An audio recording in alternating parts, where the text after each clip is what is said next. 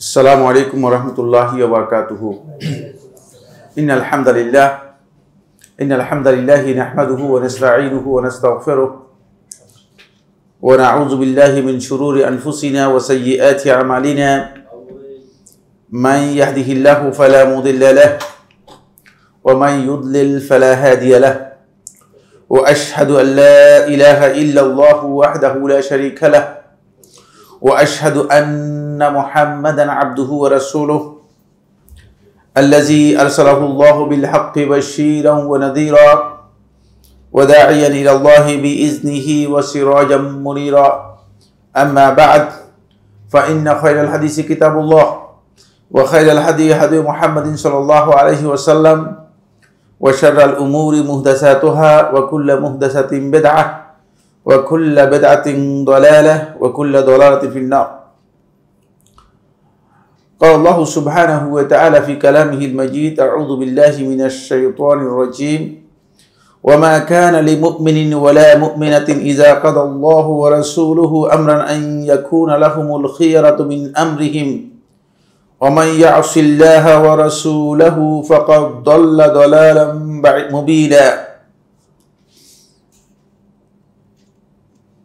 عن عبد الله بن عمرو بن العاص رضي الله تعالى عنهما قال: سمعت رسول الله صلى الله عليه وسلم يقول: إن الله لا ينزع العلم بعد أن أعطاكموه انتزاعا ولكن ينتزعه منهم مع قبض العلماء بعلمهم فيبقى أناس جهال يستفتون فيفتون برأيهم فيضلون ويضلون.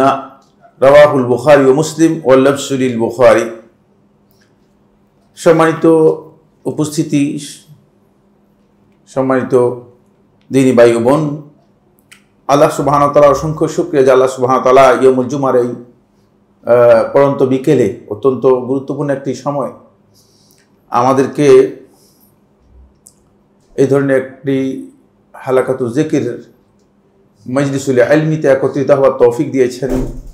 এই জন্য আল্লাহ রাব্বুল আলামিনের শুকরিয়া আদায় করি, আলহামদুলিল্লাহ। আমরা সালাফদের মানহাজের উপর অষ্টম যে মূলনীতি রয়েছে সেই মূলনীতি আজকের আলোচনায় শুরু করব ইনশাআল্লাহ তাআলা। সালাফদের মানহাজকে কেন্দ্র করে এই যে আমার সামনে যে একটি কিতাব রয়েছে এটি অত্যন্ত নির্ভরযোগ্য এবং গুরুত্বপূর্ণ একটি সংকলন, যেখানে দাওয়াতের ক্ষেত্রে, সংশোধনের ক্ষেত্রে এবং তারবিয়তের ক্ষেত্রে সালাফদের মানহাজ কেমন হওয়া উচিত সে বিষয়টি ইন ডিটেলস বিস্তারিত আলোচনা করা হয়েছে। আজকে যে অষ্টম মূলনীতি, এই মূলনীতির মূল বিষয় হচ্ছে বা আলোচ্য বিষয় হচ্ছে কোরআন ও হাদিসের যে বক্তব্য তার সাথে বিবেক বিবেচনা, মন গড়া ধ্যান ধারণা এবং রুচি অভিরুচির যে সংঘাত, এই সংঘাতের ক্ষেত্রে সালফে সালেহিনের মানহাজটা কেমন হবে।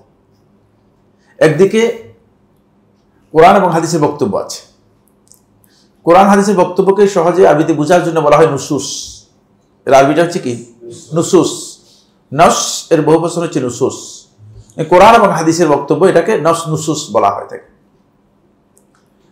আর এর বিপরীতে মানুষের কাছে কিছু আছে নিজেদের বিবেক বিবেচনা, যেটা আকলের মাধ্যমে মানুষ কি করে গ্রহণ করে থাকে। কিছু আছে মানুষের ধ্যান ধারণা, মন গড়া চিন্তাধারা, মন গড়া ধ্যান ধারণা, গোড়ামির কারণে এগুলো মানুষের মধ্যে তৈরি হয়, নিজের মন গড়া বক্তব্য।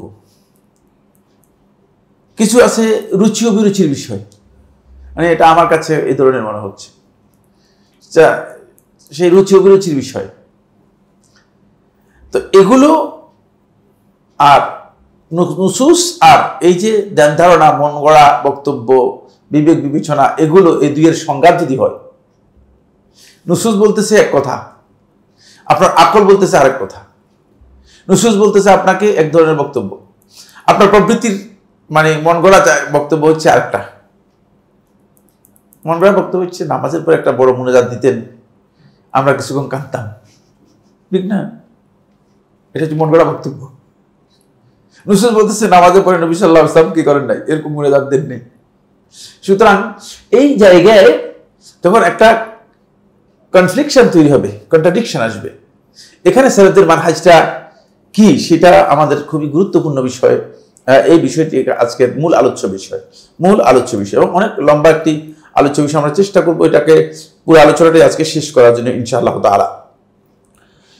প্রথম কথা হচ্ছে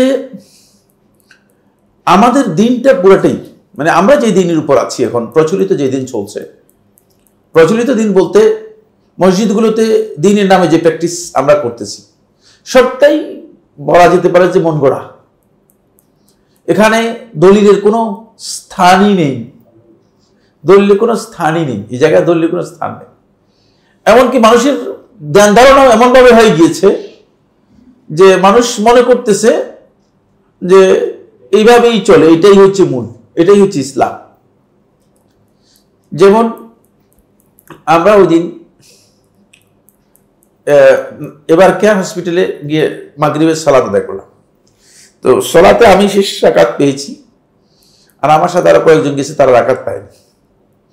তো তারা রাকাত পায়নি, তারা জামাত শুরু করেছে। তো জামাত শুরু করেছে,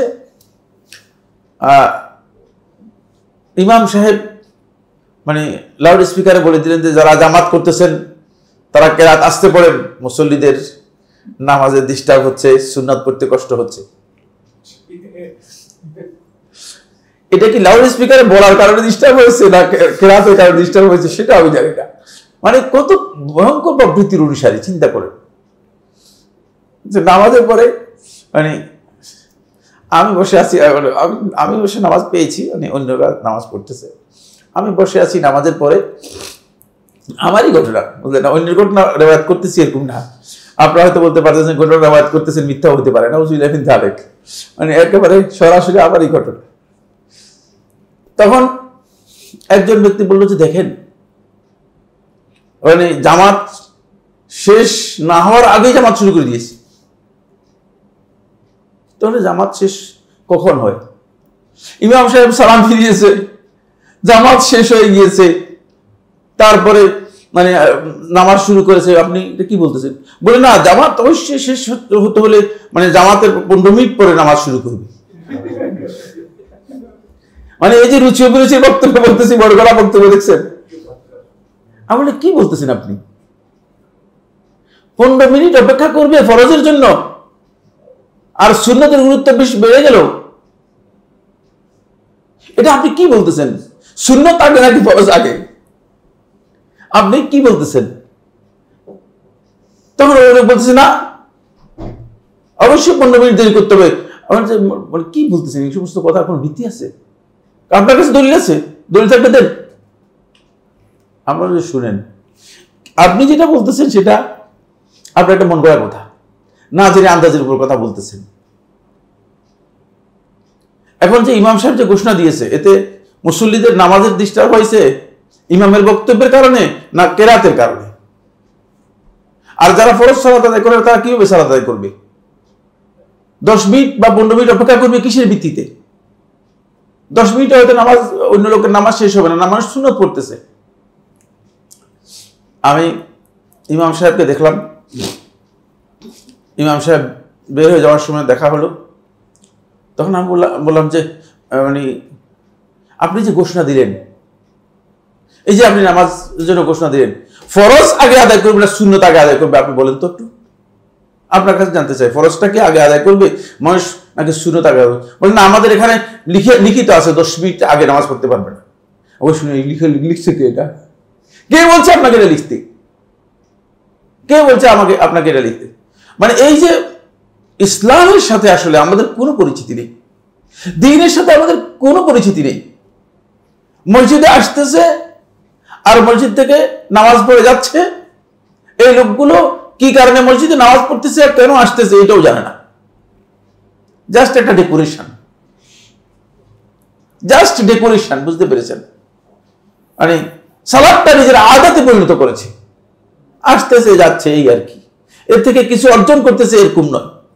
ফলে এই কারণে আজকে এই উদাহরণটা একেবারে আজকের এই বক্তব্যের সাথে, মূল নীতির সাথে সামঞ্জস্যপূর্ণ একটি বিষয়। মন গড়া বক্তব্য দিচ্ছে, আরো এত মানে গোড়ামি করে দিচ্ছে যে মানে এই লোকের সাথে কথা বলাটাও নিজের কাছে মনে হচ্ছে যেন একটা নির্বোধের সাথে আচরণ করার মতো। মানে শেষে লোকেরা 2-3 গ্রুপ হয়ে গেল, আমরা তাদেরকে ছেড়ে দিয়ে চলে আসলাম, দেখলাম যে তারা নিজেরা হইচই করুক, বুঝলেন না? তো এই যে এর কারণ হচ্ছে আমরা আসলে ইসলামের বিধানগুলো আমরা বুঝি নাই, ইসলামের কোরআন হাদিসের বক্তব্যকে আমরা অগ্রাধিকার দেওয়ার বিষয়টি বুঝতে পারি না। আসুন সালফে সালেহিনের মানহাজটা আমরা বুঝি। ইন্নাহুম লা ইউআরিদুনা নুসুসা বিউকুলিহিম, তারা কোরআন হাদিসের বক্তব্যকে তাদের নিজেদের বিবেক বিবেচনা দিয়ে কখনো কি করতেন না, লা ইউআরিদুনাহু, এটাকে সাংঘর্ষিক মনে করতেন না, বিবেক বিবেচনা দিয়ে বাদ দিতেন না, এর কথা মনে করতেন না যে না বিবেক দিয়ে এটা বাদ দেওয়া যেতে পারে, বিবেককে অগ্রাধিকার দিতেন না, বরং নুসুসকে অগ্রাধিকার দিতেন।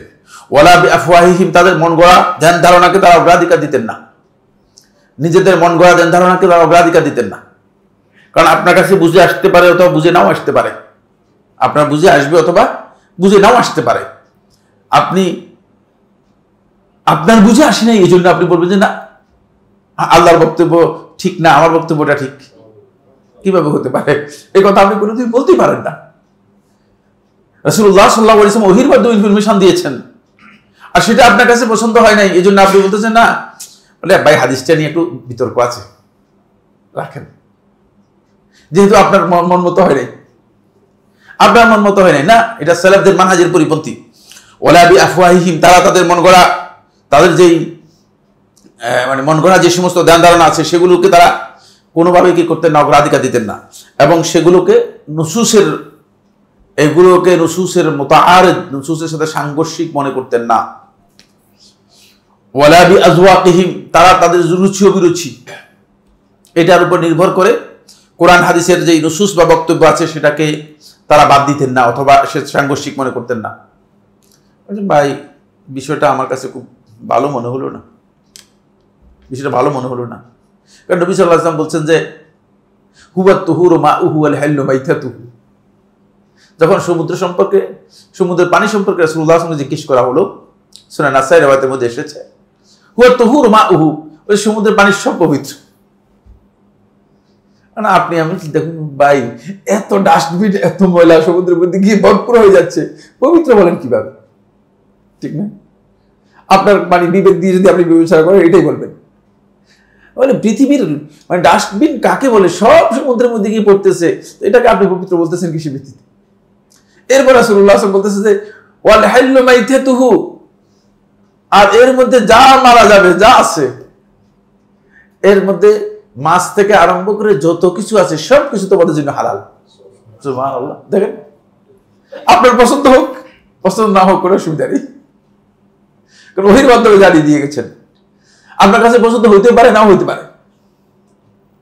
এই কারণে নিজের অভিরুচির উপর নির্ভর করে ফতোয়া দেওয়া যাবে না, ফতোয়া দেওয়া যাবে না। একসময় হয়তো এমন প্রয়োজন হতে পারে, মনে করেন আপনি আমি সবাই মিলে গিয়ে সমুদ্রে গিয়ে কচ্ছপ খেতে হবে, এখন আপনার অভিরুচির উপর ইসলাম চলবে না, ইসলামের বক্তব্য অনুযায়ী চলবে। দেখছেন, বক্তব্য ইসলামের চলবে। মানে এখন হয়তো এখানে আছেন, সব কিছু আছে, হতে পারে যে যেগুলো মানুষের কাছে এই গবাদি পশু সব নষ্ট হয়ে গেছে, সমুদ্র থেকে আপনি যে সমস্ত পানি আছে সেগুলো আপনাকে খেতে হবে, সেগুলো আনতে হবে। এই জন্য আল্লাহ রাসূল সাল্লাল্লাহু আলাইহি ওয়াসাল্লাম যেটা বলে গেছেন সেটাই বক্তব্য, সেটাই হচ্ছে সিদ্ধান্ত, এটাকে আমাদের সামনে আনতে হবে।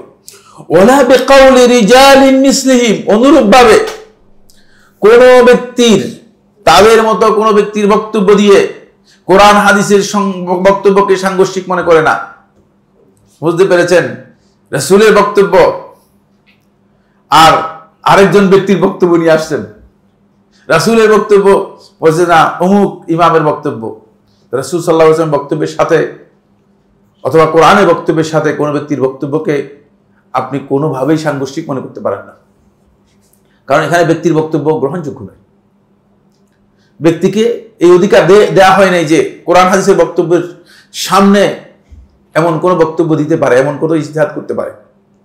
ফলে এটা খেয়াল রাখতে হবে, ইমাম আইম্মাতুল ইজতিহাদ যারা ছিলেন, সালফে সালেহিনদের মধ্যে যারা ছিলেন, তারা কেউ মূলত কোরআন হাদিসের কোন বিষয়কে, কোরআন হাদিসের কোন বক্তব্যকে মানে খেলাফ করার জন্য বিরোধিতা করার জন্য অথবা এর বিরুদ্ধে অবস্থান নেওয়ার জন্য তারা কোনো বক্তব্য দিয়েছেন এ কথা বিশ্বাস করার কোনো সুযোগ নেই।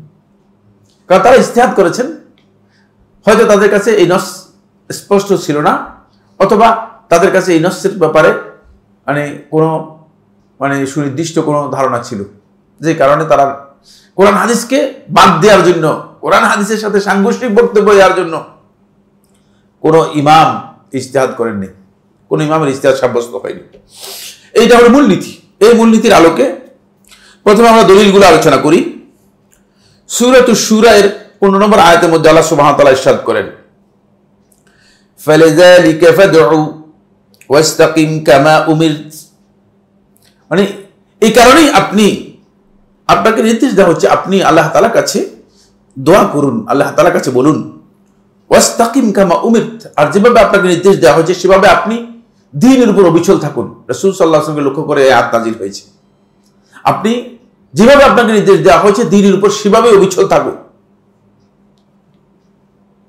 অন্যভাবে নয়, আপনার মন মতো নয়। কামা উমিরত, বুঝতে পেরেছেন কিনা? এখান থেকে সাব্যস্ত হচ্ছে যে নস যেভাবে আপনাকে আল্লাহর পক্ষ থেকে নির্দেশ দেওয়া হয়েছে সেভাবেই আপনাকে কি করতে হবে? ইস্তেকামত করতে হবে, অবিচল থাকতে হবে, সেভাবে রাস্তার উপর আপনাকে একেবারে অটুট থাকতে হবে। এরপর ঠিক সেভাবে থাকতে পারলে ঠিক থাকলেন, ওয়ালা তাত্তাবি আহওয়াআহুম, তাদের মন গড়া ধ্যান ধারণার অনুসরণ করবেন না। সোজা কথা। একজন এসে এভাবে বলবে, একজন এসে এভাবে বলবে, একজন এসে এভাবে বলবে, কেউ এসে এভাবে পরামর্শ দিবে, এই ধ্যান ধারণার কোন অবস্থাতে কি করবেন না? অনুসরণ করবেন না। ওয়ালা তাত্তাবি আহওয়াআহুম, তাদের মন গড়া ধ্যান ধারণার, মন গড়া বক্তব্যের আপনি কোনো অনুসরণ করবেন না। ইস্তিকামতের পরিপন্থী হচ্ছে নস, কোরআন এবং হাদিসের বক্তব্যের পরিপন্থী হচ্ছে একটাই, সেটা হলো মন গড়া বক্তব্যকে, প্রবৃত্তির বক্তব্যকে গ্রহণ করা। ওয়াকুল আমানতু বিমা আনজালাল্লাহু মিন কিতাব, আর খুব সুস্পষ্ট বক্তব্য সবাইকে বলে দিন। ওয়াকুল, আপনি বলে দিন, আমানতু, আমি ঈমান এনেছি, বিমা আনজালাল্লাহু মিন কিতাব, আল্লাহ তাআলা যে বিধান নাযিল করেছেন সেই বিধানের, এটাই আমার কাজ, এর বাইরে আমি কোনো কিছু তোমাদেরকে বলতে পারি না। সুতরাং এখান থেকে প্রথম যে বিষয়টি আমাদের আজকে ওয়াজহুল ইস্তিশহাদ মূল দলিল হচ্ছে এক জায়গায়, সেটা হলো ওয়াস্তাকিম কামা উমিরতা ওয়ালা তাত্তাবি আহওয়াআহুম, যেভাবে আপনাকে কোরআন এবং হাদিসে নির্দেশ দেওয়া হয়েছে সেভাবেই আপনাকে চলতে হবে। কোনো মন গড়া বক্তব্যের স্থান নেই এখানে, সেটা যতই ভালো হোক না কেন, যতই চটকদার হোক না কেন, যতই মজার হোক না কেন, কারণ কোরআন হাদিসের বক্তব্যের বাইরে যত বক্তব্য আছে এগুলোর মধ্যে বেশিরভাগ বক্তব্যের মধ্যেই চলচাতুরি রয়েছে, চালাকি আছে। এগুলো মানুষের কাছে খুব মানুষ খেতে কি করে, খুব মজা পায়, এগুলো মজা লাগে মানুষের কাছে। বুঝতে পেরেছেন কিনা? আজকেও প্রশ্নোত্তর পর্বের মধ্যে কয়েকজন প্রশ্ন করেছে, খুব মজা, চমকদার প্রশ্ন করেছে, বুঝতে পেরেছেন? মনে হয় যেন অল্প কিছুক্ষণের মধ্যে একটা কিছু কায়েম করে ফেলবে আর কি। কিন্তু আল্লাহর কথা আর কোরআনের কথা এগুলোর দিকে আমরা যেতে চাই না। বলছে ঈমান ঠিক হয়ে গেলে সব ঠিক হয়ে যাবে। আরে বাবা, আগে ঈমানটা ঠিক করেন। ঈমান ঠিক না হলে তো কিছুই ঠিক হবে না। ঈমানটা ঠিক করেন অন্তপক্ষে। ঈমানটা কোথায় ঠিক করেছেন? একজন করে যদি ঈমানের কোন একটা, মনে করুন আমরা যদি একটা প্যারামিটার এনে বলেন ঈমান মাপার জন্য যদি আপনাদেরকে দেয়া শুরু করে দিই, বুঝলেন না, সবাইকে যদি একটা করে লাগাই দিই, এরপরে দেখা যাবে যে ঈমান আস্তে আস্তে নামতে ঈমানকে নিচে নেমে যাচ্ছে কিনা, ভাবসাবটা এমন কিনা। কারণ রাসূলুল্লাহ সাল্লাল্লাহু আলাইহি ওয়াসাল্লাম ঈমানের সর্বশেষ অংশটুকু বলেছেন, ওয়ালাইসা ওয়ারা আযালিকা হাব্বাতু খারদালিন মিন ঈমান, এর বাইরে, ওয়ালাইসা ওয়ারা আযালিকা, এর বাইরে হাব্বাতু খারদালিন মিন ঈমান, ঈমানের সরিষা পরিমাণ ঈমান আর নেই। সর্বনিম্ন ঈমানের পরিমাণটা সরিষা চলতো না। একজনও দেখেন নাই? সবাই তো দেখার কথা, দুই একজন হয়তো যারা জীবন কোনোদিন কোথাও যায় নাই, তার কাছে দেখো কয়েক বলতেছে এগুলো কি জিনিসটা কি, এরকম লোক আমার সাথে গিয়েছে, এক জায়গায় গিয়েছে, এরকম এগুলো কি ভাই, এগুলো ধান গাছ, এটাও ছিলেন না, কোন যুগের মধ্যে আছে, বুঝতে পেরেছেন? ধান গাছ এটাও ছিল না। আমরা আজকে কয়েকজন সরিষা বলতে কি বুঝায়, ঈমানের যে সরিষা বলতে কি বুঝায়, সরিষা বলতে কি বুঝায়, সরিষা তো সরিষাই, ভালো করে দেখেন কতটুক ইমান কমতে কমতে কমতে কমতে আবার এক পর্যায়ে চলে গেছে যে সরিষার দাওয়া পরিমাণ পর্যন্ত চলে গিয়েছে, খবর নেই বেখবর। তার কারণ হচ্ছে ইমানটা আমরা মজবুত, আর যেভাবে আল্লাহ এবং তার রাসূল নির্দেশ দিয়েছে সেভাবে আমরা ইমানটাকে ঠিক রাখতে পারিনি। এটা হলো প্রথম দলিল। দ্বিতীয় নম্বর দলিল সূরা আহজাবের 36 নম্বর আয়াত, সূরা আহজাব আয়াত নম্বর 36। ওয়ামা কানা লিমুমিনিন ওয়ালা মুমিনাতিন, এর মধ্যে আল্লাহ তাআলা মুমিন এবং মুমিন নর এবং নারী দুজনকে আলাদা করে বলতেছেন। কারণ যেখানে নির্দেশটা আল্লাহর পক্ষ থেকে, খুব ভালো করে কারণ যেখানে নির্দেশটা আল্লাহর পক্ষ থেকে মানে এমন ভাবে কঠোর যে এই নির্দেশের মধ্যে মুমিন নর নারী অন্তর্ভুক্ত হওয়া সত্ত্বেও নারীদেরকে আলাদা করে উল্লেখ করেছে, তাহলে বুঝতে হবে যে এই নির্দেশ মানে আল্লাহর পক্ষ থেকে একেবারেই বাধ্যতামূলক হওয়ার কারণে আল্লাহ তাআলা শুধুমাত্র নরদেরকে খেতাব করেন নাই, নারীদেরকেও খেতাব করেছেন। সালাতের কোরআনে কারীমের এক জায়গায়ও নারীদেরকে খেতাব করা হয়নি। সালাত ফরজে আইন, কিন্তু খুব ভালো করে খেয়াল করুন, সালাত ফরজে আইন। আর এক জায়গায় তো কোরআনে কারীমের কোথাও আল্লাহ সুবহানাহু ওয়া তাআলা মানে শুধুমাত্র পুরুষদেরকে খেতাব করেছেন, মানে নারীদেরকে এর খেতাবের অন্তর্ভুক্ত করে দিয়েছেন। আকিমুস সালাহ ওয়া আতুজ যাকাত, যেখানে বলেছেন যে সেখানে যখন সালাতের মধ্যে বলে ওয়াল্লাযীনা হুম ফি সালাতিহিম খাশিউন ওয়াল্লাযীনা হুম ফি সালাতিহিম আলা সালাতিহিম দাঈমুন, এভাবে কোরআনে কারীমের মধ্যে আল্লাহ তাআলা পুরুষদের কথা বলেছেন, কারণ পুরুষদের সাথে সংযুক্ত করে দিয়েছে নারীদেরকে। কিন্তু যে আয়াতের মধ্যে আল্লাহ সুবহানাহু ওয়া তাআলা নারীদের জন্য স্পেশাল নির্দেশ দিয়েছেন, বুঝতে হবে যে এই বিষয়টি নারীদের জন্য এবং পুরুষদের সকলের জন্য খুবই অপরিহার্য। এই জন্য আল্লাহ তাআলা আলাদা করে উল্লেখ করেছেন। আল্লাহ তাআলা বলতেছেন ওয়ামা কানা লিমুমিনিন ওয়ালা মুমিনাতিন, মুমিন নর এবং নারীর জন্য কোনোভাবেই বৈধ নয় ইজা কাদাল্লাহু ওয়া রাসূলুহু, যখন আল্লাহ এবং তার রাসূল কোনো বিষয়ে ফয়সালা করবে। এখান থেকে বোঝা যাচ্ছে আল্লাহ ফয়সালা করতে পারে, রাসূলও ফয়সালা করতে পারে। সুতরাং যারা মনে করে থাকে যে রাসূল সাল্লাল্লাহু আলাইহি ওয়াসাল্লাম হুকুম দিতে পারে না, তারা জাহিল, তারা আল্লাহর এই আয়াতে কি অস্বীকারী। কারণ রাসূলুল্লাহ সাল্লাল্লাহু আলাইহি ওয়াসাল্লাম ফয়সালা করবেন, এটা নলে আল্লাহ তাআলা মিথ্যা বলেছেন, নাউযুবিল্লাহি মিন যালিক। ইজা কাদাল্লাহু ওয়া রাসূলুহু, আল্লাহ এবং তার রাসূল যে ফয়সালা করবে সেই ফয়সালার ক্ষেত্রে কোনো মুমিন নর এবং নারীর জন্য কোনোভাবেই হবে উচিত হবে না, বৈধ হবে না। আমরান, এমন বিষয় আইন ইয়াকুনা লাহুমুল খিয়ারাতু মিন আমরিহিম, যে তারা নিজেদের পক্ষ থেকে এখান থেকে কিছু বাছাই করে নিবে, ইখতিয়ার করে নিবে। ইখতিয়ারের কোনো সুযোগ তাদের নেই, দেখছেন, কোনো ইখতিয়ারের সুযোগ নেই। বলে ভাই কিছু কিছু হাদিস মানি আর কিছু কিছু মানি না, চলবে কিনা? না, গলত। ইখতিয়ারের কোনো জায়গায় নেই এখানে। আপনি আপনার মন মতো ইখতিয়ার করে নেবেন, এই সুযোগ আল্লাহ সুবহানাহু ওয়া তাআলা দেন নাই, কোনোভাবেই আল্লাহ রাব্বুল আলামিন ইখতিয়ারের সুযোগ দেন নাই। আন ইয়াকুনা লাহুমুল খিয়ারাতু মিন আমরিহিম, কোন অবস্থাতেই তাদের এই ইখতিয়ার নেই যে তারা আল্লাহ এবং তার রাসূলের কথা থেকে কিছু বাছাই করে নিবে এবং গ্রহণ করবে আর কিছু বাদ দিয়ে দিবে, যেহেতু মনোভূত হয় নাই, এই জন্য বলে আকল দিয়ে এটা আসলে মানতে পারলাম না, যেমন একদল লোক ইসরাকে স্বীকার করেছে, মেরাজকে অস্বীকার করেছে। ইসরা তো বুঝেন, ইসরা হচ্ছে রাত্রিকালীন ভ্রমণ। এটা হলো মসজিদে হারাম থেকে ইলাল মসজিদুল আকসা, মসজিদ আকসা পর্যন্ত, এটাকে বলা হয় থাকে ইসরা। তো কোরআনের মধ্যে এটা আসছে, সুবহানাল্লাযী আসরা বিআবদিহি লাইলাম মিনাল মসজিদিল হারাম ইলাল মসজিদিল আকসা, হচ্ছে ভাই এতটুক বাণী কোরআনে আছে। মসজিদে আকসা থেকে রাসূলুল্লাহ সাল্লাল্লাহু আলাইহি ওয়াসাল্লাম যে সিদরাতুল মুনতাহা পর্যন্ত গিয়েছেন, সেটা মানতে রাজি না। বলছে এটা অসম্ভব কথা, অসম্ভব, কোনোভাবেই বিজ্ঞান দিয়েও আমরা মিলাতে পারি না। কারণ এই বিশাল মহাকাশের মধ্যে কত যে উল্কি আছে, উল্কাপিণ্ড আছে, এই আছে সেই আছে, হাবজাব বহু। সুতরাং এগুলো ভেদ করে একেবারে আপনি বলতেছেন কোথায় সিদরাতুল মুনতাহাতে গিয়েছে, কি এটা, এগুলো এটা বিশ্বাস হতে পারে, এটা বিশ্বাসের কথা না। নাউযুবিল্লাহি মিন যালিক, দেখছেন, এটা তাদের বিশ্বাস হচ্ছে না। কেন? যেহেতু তার আকল দিয়ে এটাকে বুঝতে পারে না, তার এটা জানা নেই যে আকলের সাথে এগুলো কোনো সম্পর্ক নেই, এটা আকলের সাথে সম্পর্ক নেই। এমনকি আপনারা আশ্চর্য হবেন, মিশরের সবচেয়ে নির্ভরযোগ্য আলেমদের মধ্যে একজন, আল মানার, তাফসিরুল মানার, এটা প্রসিদ্ধ তাফসিরুল মানারের লেখক, এবং তিনি মিশরের সবচেয়ে প্রসিদ্ধ একটি পত্রিকার সম্পাদক ছিলেন, অনেক বড় আলেম ছিলেন শেখ রশিদ রেজা রাহিমাহুল্লাহ তাআলা, তিনিও মেরাজকে অস্বীকার করেছেন। তিনি মেরাজকে অস্বীকার বলছেন। তো রশিদ রেজা যদি ভালো করে বুঝতেন তাহলে সূরাতুন নাজমে যান, সূরাতুন নাজমে যান। এই আয়াতে না আল্লাহ তাআলা বলেন নাই, কিন্তু আল্লাহ তাআলা এমন, আল্লাহ সুবহানাহু ওয়া তাআলা তো মহান, যে আল্লাহ রাব্বুল আলামিন যেখানে ফাঁক থাকবে সেখানে ফাঁক কিভাবে পূরণ করে দিয়েছেন।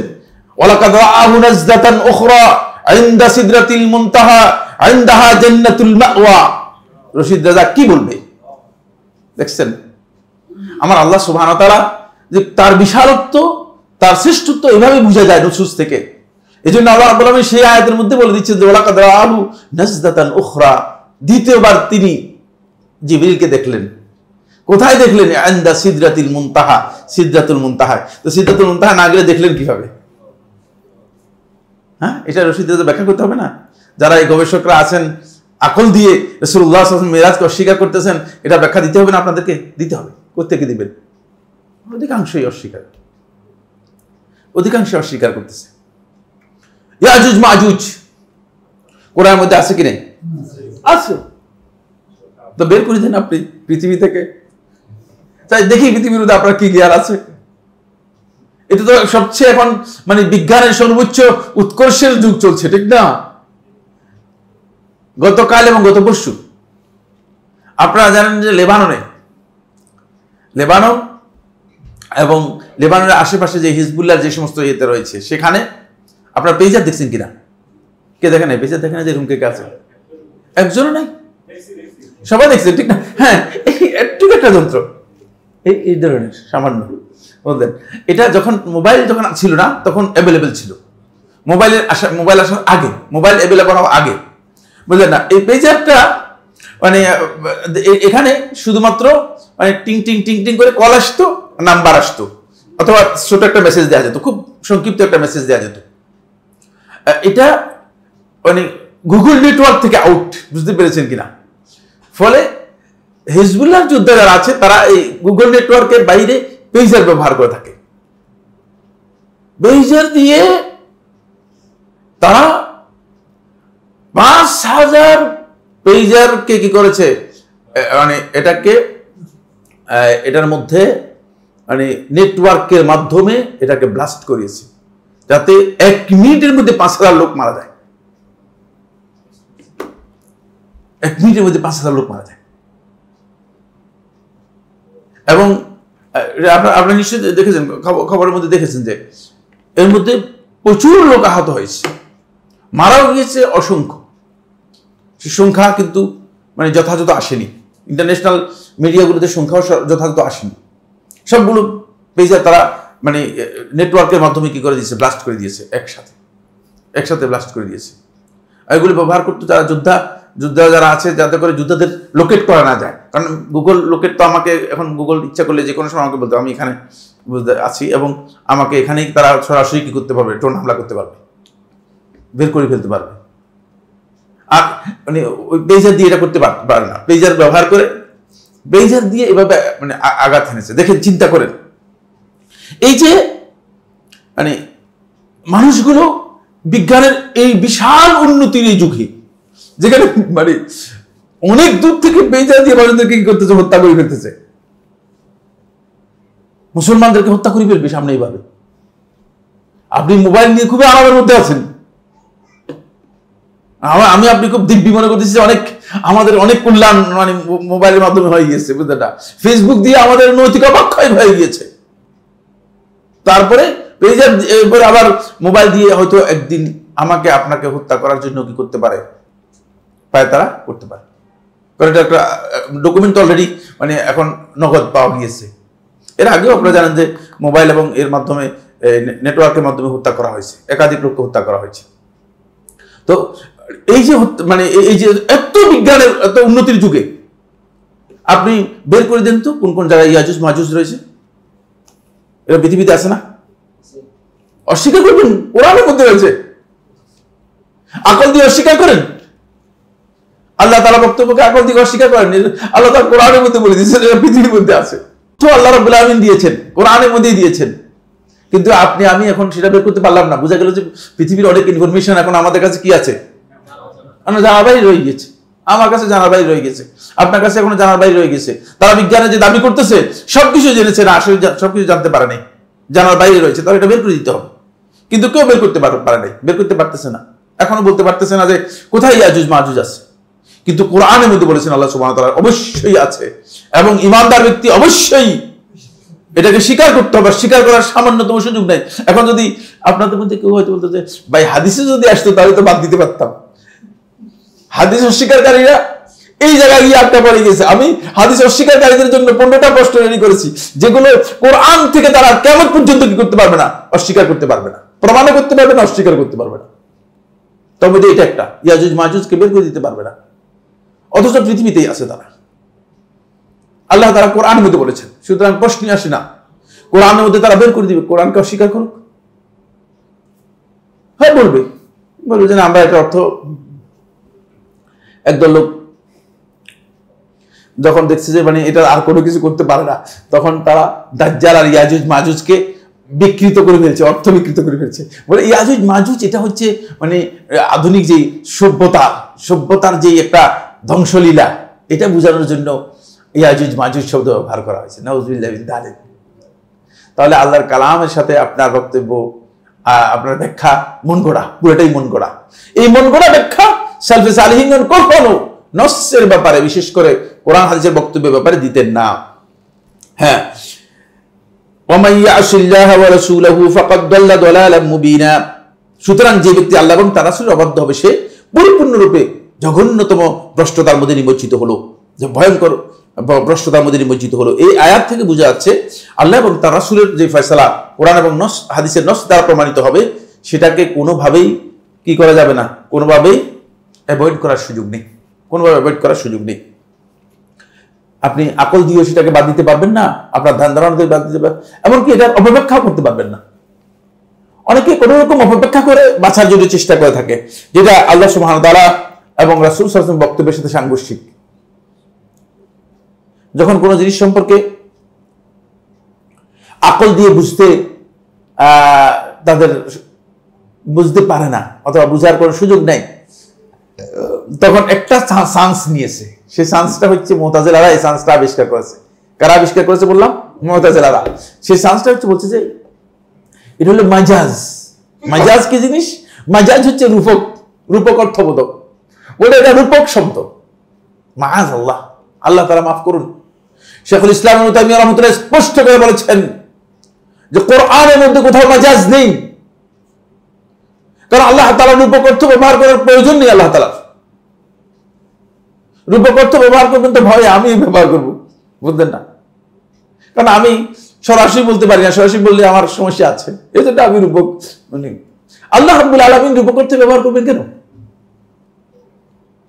হিদায়াতের জন্য আল্লাহ সুবহানাহু ওয়া তাআলা মানুষদেরকে ইনস্ট্রাকশন দিচ্ছেন, ইনফরমেশন দিচ্ছেন। এই ইনফরমেশনের মধ্যে মাজাজ রূপক অর্থ ব্যবহার করবেন, আর মাজাজের মধ্যে মিথ্যার সম্ভাবনা রয়েছে, এটা আদৌ আল্লাহ রাব্বুল আলামিন করবেন বিশ্বাস করতে পারেন? ওমান আসতাকু মিনাল্লাহি কিলা ওমান আসতাকু মিনাল্লাহি হাদিসা। আল্লাহ রাব্বুল আলামিন সে কে? আল্লাহ তাআলা সে সত্যবাদী হতে পারে। সুতরাং মিথ্যা কথা বলার কোনো সুযোগ নেই যে আল্লাহ তাআলার ব্যাপারে আপনি মিথ্যা একটা চালাই দিলেন, বললেন যে না এটা রূপক বলেছে আল্লাহ তাআলা। সুবহানাল্লাহ। আমাদের দেশে দেবন্দী উলামায়ে কেরাম, আল্লাহ রাব্বুল আলামিন তাদেরকে হিদায়াত দান করুন, তারা আল্লাহ তাআলার সমস্ত সিফাতকে অস্বীকার করেছে, কয়েকটা ছাড়া। কয়েকটা সিফাত ছাড়া সব সিফাতকে আল্লাহ তাআলা অস্বীকার করেছে। বুঝতে পারছেন? নাউযুবিল্লাহি মিন যালিক। তো অস্বীকার করছেন কেন? বলে এগুলো আল্লাহর জন্য সাব্যস্ত করা যায় না। কেন সাব্যস্ত করা যায় না? বলে সাব্যস্ত করলে আল্লাহ তাআলা মানুষের সাথে সাদৃশ্য হয়ে যায়। নাউযুবিল্লাহ। তো আপনি নিজের মন মতো এগুলোকে ব্যাখ্যা করতে যাচ্ছেন কেন? বলছে এগুলো আল্লাহ তাআলা মাজাজ বলেছেন, এগুলো রূপক পরিচয় দিয়েছেন আল্লাহ তাআলা। নাউযুবিল্লাহি মিন যালিক। আমি 1 ঘন্টা পর্যন্ত আমার পরিচয় দিলাম, বুঝলেন না? 1 ঘন্টা পরিচয় দেওয়ার পরে একজন ওখান থেকে দাঁড়িয়ে বললো যে সাইফুল্লাহ ভাই এতক্ষণ যা পরিচয় দিয়েছে সব রূপক পরিচয় দিয়েছে, কি এলেম আপনার কাছে আসলো? আল্লাহ তাআলা তার পরিচয় করে দিয়েছেন আল্লাহর কিতাবের মধ্যে, আল্লাহ তাআলা পরিচয় করে দিয়েছেন, আর আপনি ওখান থেকে বলতেছেন যে রূপক পরিচয় দিয়েছে। কি আপনার ভিত্তি? আমি আমার পরিচয় মিথ্যা দিলাম? আল্লাহ তাআলা সম্পর্কে আপনি এই ধারণা করেছেন? চিন্তা করেন, খুব গভীরভাবে চিন্তা করেন যে এই যে ভয়ঙ্কর আকীদা, এই আকীদাটুকু আমাদের মধ্যে এসেছে কেন? তার কারণ হচ্ছে আমরা আসলে আল্লাহ রাব্বুল আলামিনের মহত্ব, শ্রেষ্ঠত্ব সম্পর্কে বুঝতে পারিনি, যে আল্লাহ তাআলার কত বিশাল মর্যাদা রয়েছে সেটা আমরা বুঝতে পারিনি। 3 নম্বর দলিল, সূরা আন-নিসা 65 নম্বর আয়াত, ফালা ওয়া রাব্বিকা লা ইউমিনুনা হাত্তা ইউহাক্কিমুকা ফীমা শাজারা বাইনাহুম, ফালা না, ওয়া রাব্বিকা আপনার রবের কসম, লা ইউমিনুন তারা ঈমানদার হতে পারবে না, হাত্তা ইউহাক্কিমুকা ফীমা শাজারা বাইনাহুম তাদের মধ্যে যে সমস্ত বিবাদমান বিষয় রয়েছে সেগুলোর ব্যাপারে যতক্ষণ পর্যন্ত আপনাকে তারা ফয়সালাকারী হিসেবে না মানবে। স্পষ্ট কথা, রাসূল সাল্লাল্লাহু আলাইহি ওয়াসাল্লাম যেটা ফয়সালা করে দিয়েছেন সেখানে আর অন্যের ফয়সালার প্রয়োজন নেই, অন্যের ফয়সালার প্রয়োজন নেই, অন্যের ফয়সালার প্রয়োজন নেই। এই আয়াতের মধ্যে আল্লাহ সুবহানাহু ওয়া তাআলা আলো সত্য করেছেন, সুম্মা লা ইয়াজিদু ফি আনফুসিহিম হারাজান মিম্মা কাদাইতা, তারপরে আপনি যেটা ফয়সালা করেছেন সেটা তারা যেন কোনোভাবেই নিজেদের অন্তরের মধ্যে কোনো খটকা যেন না থাকে তাদের। মানে আপনি ফয়সালা করে দেওয়ার পরে আবার নিজেদের অন্তরের মধ্যে যদি খটকা থেকে যায় তাহলে সে ঈমান, আল্লাহ তাআলা বলছে সে ঈমানদার হতে পারবে না। মানছে কিন্তু অন্তরের মধ্যে আরে নবী সাল্লাল্লাহু আলাইহি ওয়াসাল্লাম কাজটাকে ঠিক করলো, নাউযুবিল্লাহ মিন যালিক। খবরদার, এটা নফসের ব্যাপারে একেবারে স্পষ্ট বক্তব্য। ওয়ায়ুসাল্লিমু তাসলিমা, এটাকে মেনে নিবে পরিপূর্ণরূপে, একেবারে পরিপূর্ণরূপে মেনে নিতে হবে, মন গড়া নয়, পরিপূর্ণরূপে মেনে নিতে হবে। 4 নম্বর দলিল, সূরা নিসার 61 নম্বর আয়াত, ওয়াইযা কিলা লাহুম তাআলাউ ইলা মা আনজালাল্লাহু ওয়া ইলার রাসূল, দেখছেন যখন তাদেরকে বলা হয় তাআলাউ ইলা মা আনজালাল্লাহ, আল্লাহ তাআলা যা নাজিল করেছেন, ওয়া ইলার রাসূল এবং রাসূলের কাছে, খুব ভালো করে খেয়াল করেন, ইলা মা আনজালাল্লাহ কোরআন, ঠিক না? তো কোরআনের কথা স্পষ্ট হয়ে গেছে, তারপর আবার ইলার রাসূল, রাসূলের কাছে আসতে বলতেছে। তাহলে যারা আজকে হাদিস অস্বীকার করতেছে, যারা আজকে হাদিস অস্বীকার করেছে, খুব ভালো করে খেয়াল করেন তারা কিসের ভিত্তিতে হাদিস অস্বীকার করতেছে? রাসূলের কাছে তাদেরকে বলা হচ্ছে যে রাসূলের কাছে আসতে হবে। কেন আসতে হবে? রাসূলের কি করার জন্য? রাসূলের আনুগত্যের জন্য, রাসূলের কথা মেনে নেওয়ার জন্য। আপনি দেখবেন রাআইতাল মুনাফিকিনা ইয়াসুদ্দুনা আনকা সুদুদা, খুবই স্পষ্ট বক্তব্য। রাআইতাল মুনাফিকিন, আপনি মুনাফিকদেরকে দেখবেন, ইয়াসুদ্দুনা আনকা সুদুদা, তারা আপনার কাছ থেকে মানুষদেরকে সরিয়ে রাখার চেষ্টা করতেছে, সরানোর চেষ্টা করতেছে। এরা ঈমানদার নয়। এজন্য হাদিস অস্বীকারী ব্যক্তি সর্বপ্রথম হচ্ছে সবচেয়ে বড় মুনাফিক। এটা কোরআনে এই আয়াতের থেকে আল্লাহ তাআলা বলে দিয়েছেন যে মুনাফিকেরা, এবং নুসুসকে জানার পরে অস্বীকারী ব্যক্তি মুনাফিক। নস কোরআন এবং হাদিসের বক্তব্য আপনার কাছে জেনেছেন, জানার পরে আপনি অস্বীকার করতেছেন, তাহলে আপনি মুনাফিক। জানছেন কিন্তু আমল করতে পারেন নাই, মুনাফিক।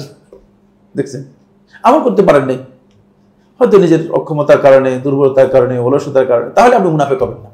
কিন্তু যখনই আপনি বলবেন যে না জানছি কিন্তু অস্বীকার করলাম, না মানবো না, এটা মানা যায় না, কেমনে বলেন আপনি? এটা মানা যায় কিনা, এটা মানা যায় কিনা, বুঝতে পেরেছেন? কারণ রাসূলুল্লাহ সাল্লাল্লাহু আলাইহি ওয়াসাল্লাম কাপড়ের মধ্যে যদি পায়খানা লেগে যায়, তাহলে যদি একবার ধরুন এটা পবিত্র হয়ে যাবে, একবার ধুলে কি হবে? বিল ইজমা পবিত্র হয়ে যাবে। যদি এর নাপাকি দূর হয়ে যায় তাহলে বিল ইজমা পবিত্র হয়ে যাবে। কাপড়ের মধ্যে পায়খানা লেগে গেছে, একবার ধুয়ে ফেলছেন, তাহলে কি হয়ে যাবে? পবিত্র হয়ে যাবে, পবিত্র হয়ে যাবে। আর যদি আপনার প্লেটের মধ্যে কুকুরে ছাটে, 7 বার ধুইতে হবে, এবং 7ম বার, কোন কোন রাতের মধ্যে আছে 8ম বার, আপনাকে মাটি দিয়ে অথবা সাবান দিয়ে ভালো করে কি করতে হবে? ঘষে তারপরে দিতে হবে। দেখেন দেখেন ইসলাম, দেখেন এমন একটা অপবিত্র জিনিস লেগে গেল, আপনি একবার দিলে পবিত্র হয়ে গেল।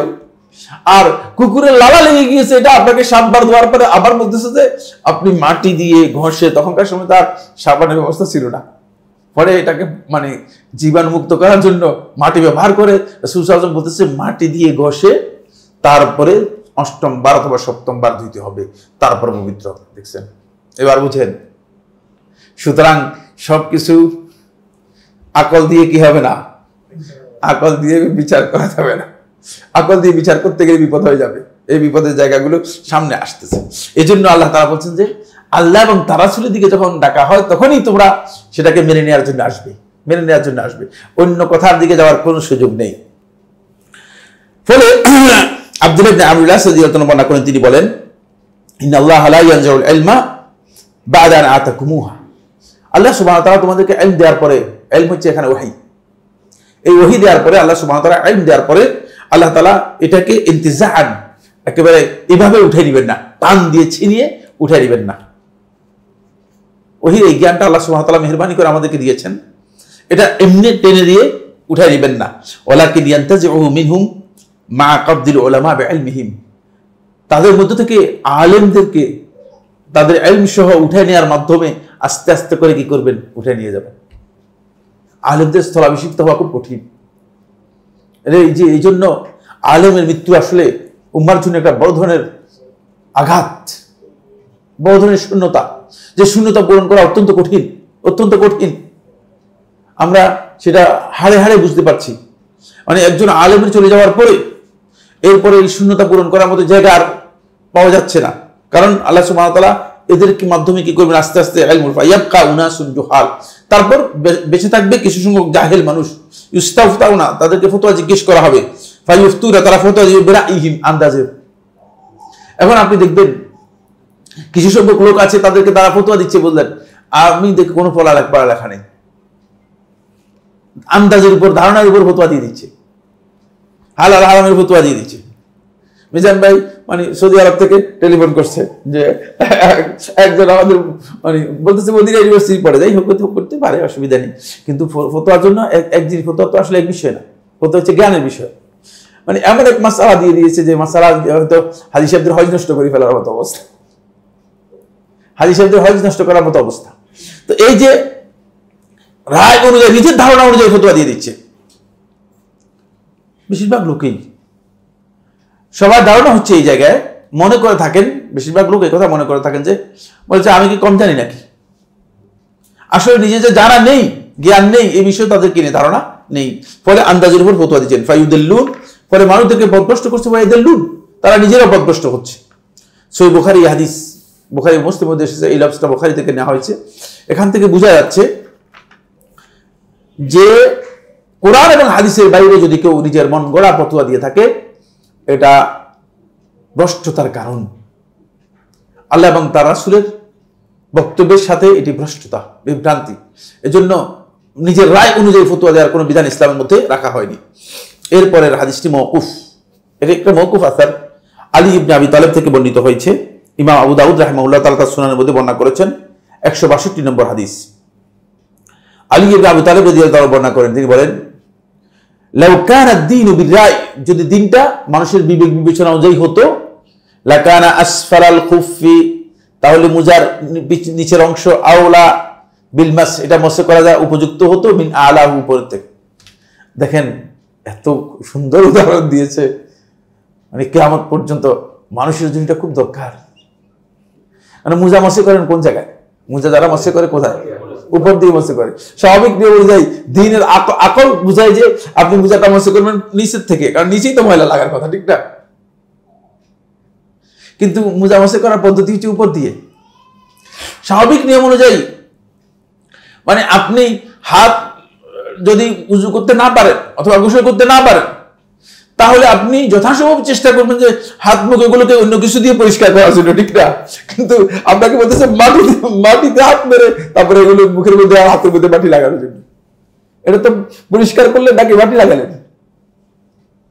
দেখেন আকল এখানে মোটেও কাজ করবে না। আকল দিয়ে এখানে আপনি কোন ডিসিশন দিতে পারবেন না। এটাই ইসলামের বিধান এবং এটা দিয়ে আপনাকে মেনে নিতে হবে, এটাই নস। তাই এই কারণে এই উদাহরণটুকু কিয়ামত পর্যন্ত, আলী ইবনে আবি তালেব রাদিয়াল্লাহু তাআলা এই বক্তব্যটুকু কিয়ামত পর্যন্ত যারা রায় দিয়ে, শুধুমাত্র বিবেচনা দিয়ে, শুধুমাত্র আন্দাজ অনুমানের উপর ভিত্তি করে, ধারণার উপর ভিত্তি করে, কিয়াসের উপর ভিত্তি করে ফতোয়া দিয়ে থাকেন, তাদের ব্যাপারে স্পষ্ট বক্তব্য আলী ইবনে আবি তালেব রাদিয়াল্লাহু তাআলা দিয়ে গেলেন যে না, রায় দিয়ে শরিয়ার বিধান প্রযোজ্য হয় না, শরিয়ার বিধান দেওয়া যায় না। অবশ্যই জানতে হবে, ইলমের ভিত্তিতে হতে হবে। আন্দাজের উপর হবে না, কিয়াস করে বললে চলবে না, ধারণা করে বলে চলবে না। আগে যদি নস থাকে তাহলে সেই নসকে কি করতে হবে, অনুসরণ করবেন।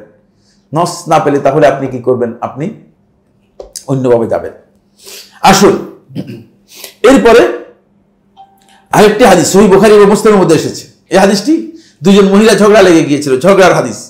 আর আবি হুরায়রা রাদিয়াল্লাহু তাআলা আনহু, আবু হুরায়রা থেকে বর্ণিত, তিনি বলেন, ক্বালা ইকতাতালাত ইমরাআতান মিন হুযাইল, বনি হুযাইল গোত্রের দুই মহিলা নিজেরা ঝগড়া লাগলো।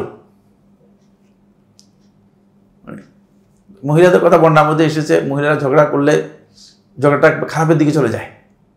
আর এই ঘটনাও সেদিকে ইঙ্গিত করেছে, বুঝতে পেরেছেন। ফারামাত ইহদাহুমাল উখরা বিহাজার, এক মহিলা আরেক মহিলাকে একটা পাথর মেরে দিয়েছে। পাথর মারছে, যে পাথর বেকায়দায় পড়ে গিয়েছে, পেটের মধ্যে পড়েছে। আর ওই মহিলার পেটের মধ্যে ছিল গর্ভবতী বাচ্চা। ফাকাতালাতহা ওয়া ফি বাতনিহা, তাকেও হত্যা করেছে এবং তার পেটে যে বাচ্চা আছে বাচ্চাকে হত্যা করেছে। কয়জনকে হত্যা করলো? দুইজনকে হত্যা করছে। পাথর মেরে দিয়েছে পেটের উপর, তাহলে সে মহিলা মারা গিয়েছে, মহিলার পেটে যে বাচ্চা আছে বাচ্চাও মারা গিয়েছে। এখন ফাখতাসামু ইলা রাসূলিল্লাহ সাল্লাল্লাহু আলাইহি ওয়াসাল্লাম, আল্লাহ রাসূল সাল্লাল্লাহু আলাইহি ওয়াসাল্লামের কাছে এসে দুজনেই তারা আল্লাহ রাসূল সাল্লাল্লাহু আলাইহি ওয়াসাল্লামের কাছে এসে কি করলো, বাদী হলো, বিচারের জন্য আসলো। ফাকাদা রাসূলুল্লাহ সাল্লাল্লাহু আলাইহি ওয়াসাল্লাম, রাসূলুল্লাহ সাল্লাল্লাহু আলাইহি ওয়াসাল্লাম ফয়সালা করে দিলেন, আন্না দিয়াতা জানিনিহা গুররাতুন, রাসূলুল্লাহ সাল্লাল্লাহু আলাইহি ওয়াসাল্লাম বললেন, তার যেই বাচ্চা, এই বাচ্চার দিয়াত হচ্ছে একটা গোলাম আজাদ করার পরিমাণ। সেটা গোলাম, নর হোক নারী হোক, একটা গোলাম আজাদ করার পরিমাণ, এতটুকু পরিমাণ তাকে দিয়াত দিতে হবে। রাসূলুল্লাহ সাল্লাল্লাহু আলাইহি ওয়াসাল্লাম ফয়সালা করলেন। বাচ্চা কোথায়? বাচ্চা তো হয়ই নেই, ঠিক না? বাচ্চা তো দুনিয়াতেও আসে নেই।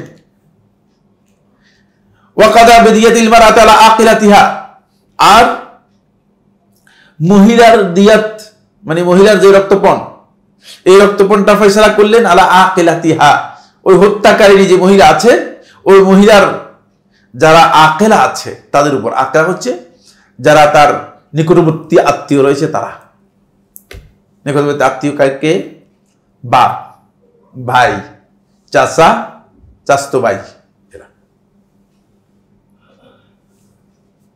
এরা আদায় করতে হবে। আপনার কাছে কি মনে হয়? এগুলো অনেক গুরুত্বপূর্ণ বিষয়। যখন এই ধরনের হত্যাকাণ্ড হবে তখন দিয়াত আদায় করবে আকেলা যা আছে তারা। কারণ এই যে হত্যা করলো, তাকে যে আপনারা হত্যা করা যে অপরাধ, এই জ্ঞান দিতে পারেন না, এই জন্য শাস্তিটা পরিশোধ করতে হবে কি আপনাদের, পরিশোধ করতে হবে আপনাদের। তাদের উপর রাসূল সাল্লাল্লাহু আলাইহি ওয়াসাল্লাম কি করলেন, এটা দিয়ে দিলেন, ওয়ারাসাহা ওয়ালাদাহা ওয়া মান মাআহুম, তার সাথে যারা ওয়ারিশ আছে, মানে যে মহিলা যে মহিলাকে হত্যা করেছে তার দিয়াতের ওয়ারিশ বানিয়ে দিল ওই মাকতুল যেই আছে, মানে যে মহিলাটা মারা গিয়েছে সেই মহিলার ওয়ারিশদেরকে রাসূল সাল্লাল্লাহু আলাইহি ওয়াসাল্লাম ওয়ারিশ বানিয়ে দিলেন, ওয়ালাদাহা, এবং তার সন্তানরাও কি করলেন, ওয়ারিশ বানিয়ে দিলেন। ফাকাল হামাল ইবনে নাবিগাত আল হুযালি, হুযাইল গোত্রের একজন পণ্ডিত ছিল, একটু মানে লোকদের মধ্যে কিছু লোক থাকে একটু বেশি বেশি কথা বলে, বুদ্ধিমান ঠেকায়, এই ধরনের একজন বুদ্ধিমান ব্যক্তি ছিল হামাল ইবনে নাবিগা, তার নাম হচ্ছে হামাল ইবনে নাবিগা আল হুযালি রাদিয়াল্লাহু তাআলা আনহু, তিনিও সাহাবী ছিলেন। তিনি বলে, ইয়া রাসূলুল্লাহ, হে আল্লাহর রাসূল সাল্লাল্লাহু আলাইহি ওয়াসাল্লাম, কারণ বিবেক দিয়ে তো এই ফয়সালা মানে ভালো লাগতেছে না, কেমন, কাইফা উগরামু, বলে কিভাবে আমাকে জরিমানা করা হবে, মাল্লা শারিব ওয়ালা আকাল, যে খায়ও নাই পানও করে নেই, ওয়ালা নাতাক ওয়ালা ইস্তাহাল, কথাও বলে নাই আওয়াজও করে নেই। বাপসাপটার মঞ্জুরি রাসূল সাল্লাল্লাহু আলাইহি ওয়াসাল্লাম সামনে কবিতা পেশ করতেছে, একটু মানে করতেছে, কি ভান করতেছে, বলিতা দেখাচ্ছে যে কাইফা উগরাম, কিভাবে আমার জরিমানা হবে, এই বাচ্চার তো কোনো অস্তিত্বই নেই, খায়ও নেই পানও করে নেই, কথাও বলে নাই, আওয়াজও করে নেই, কিচ্ছু না। তো এটার জন্য আমাদেরকে জরিমানা দিতে হবে। ফামিসলু যালিকা ইউতাল, এরকম কিছু তো মানে কোনো সময় এগুলোর জরিমানা হওয়ার কথা না, জরিমানা হওয়ার বিষয় না। এটাকে ইহুদার, এগুলো এমনি আপনি ক্ষমা করে দিতে পারেন, বাচ্চার এটা আপনি ক্ষমা করে দেবেন। রাসূলুল্লাহ সাল্লাল্লাহু আলাইহি ওয়াসাল্লাম তার বক্তব্য শুনলে রাসূলুল্লাহ সাল্লাল্লাহু তার দিকে তাকালেন। ফাকাল রাসূলুল্লাহ সাল্লাল্লাহু আলাইহি ওয়াসাল্লাম, আল্লাহ রাসূল সাল্লাল্লাহু তার দিকে তাকালেন, তাকে বললেন, ইন্নামা হাযা মিন ইখওয়ানিল কুহান। মানে মনে হচ্ছে যে না, বাপ সাপটা এমন যে গণক গণক বাপ মনে হয়েছে না, কারণ কথাটা বলছে যে কথাটা মানে মধ্যে এমন একটা মানে ছন্দ মিলে বলছে যে মানে মনে হয় যেন মানে নিজেকে ভাব দেখাচ্ছে যে মানে অনেক কিছু বুঝতেছে। বাপটাপটা হচ্ছে এমন মনে হয় যেন মিন ইখওয়ানিল কুহান মিন আজলি সাজাইল্লাজি সাজা, যেই ছন্দ মিলাই কথা বলছে। রাসূলুল্লাহ সাল্লাল্লাহু আলাইহি ওয়াসাল্লাম এই ছন্দ যখন দেখলো, ছন্দ শুনে রাসূলুল্লাহ সাল্লাল্লাহু আলাইহি ওয়াসাল্লাম বললেন যে এই লোকটা কি আসলে কি মানে মিন ইখওয়ানিল কুহান, সে কি গণকদের মধ্যে একজন, জ্যোতিষীদের মধ্যে একজন নাকি, এইভাবে বলতেছে। যে রাসূলুল্লাহ সাল্লাল্লাহু আলাইহি ওয়াসাল্লাম তার এই বক্তব্যকে আল্লাহ নবী সাল্লাল্লাহু আলাইহি ওয়াসাল্লাম অপছন্দ করলেন। ফলে আল্লাহ নবী সাল্লাল্লাহু আলাইহি ওয়াসাল্লামের এই বক্তব্য মানে সে নিজের বক্তব্যকে উঠাই নিলেন। দেখলেন যে না, রাসূলুল্লাহ সাল্লাল্লাহু আলাইহি ওয়াসাল্লাম ফয়সালা করার পরে আর ফয়সালার কোনো সুযোগ নেই। এজন্য নুসুস যখন পাওয়া যাবে তখন সেটাকে আমার বিবেক অনুযায়ী, আমার বিবেচনা অনুযায়ী, আমার ধারণা অনুযায়ী সঠিক কিনা এটা কোনোভাবেই মূল্যায়ন করার সুযোগ আমাদের নেই, মূল্যায়ন করার আমাদের সুযোগ নেই। যদি বুঝে আসে ভালো, যদি বুঝে না আসে তাহলে অবশ্যই আমাকে নুসুসটাকে মেনে নিতে হবে, নুসুসকে কি করতে হবে, মেনে নিতে হবে। এই দিক থেকে ওলামায়ে কেরাম এই বিষয়কে বিশ্লেষণ করেছেন খুবই সুন্দরভাবে। শেখুল ইসলাম ইবনুল কাইয়্যিম রাহিমাহুল্লাহ তাআলা আস-সাওয়াইকুল মুরসালায়ের ৩য় খণ্ডের 1051 নম্বর পৃষ্ঠায় এই বিষয়ে সুন্দর বক্তব্য দিয়েছেন। একদিকে কোরআন এবং হাদিসের বক্তব্য, আরেকদিকে বিবেক বিবেচনা, মন গড়া মন বক্তব্য, ধ্যান ধারণা, চিন্তাধারা, এবং একদিকে মানুষের রুচি অভিরুচি, আরেকদিকে ব্যক্তির বক্তব্য।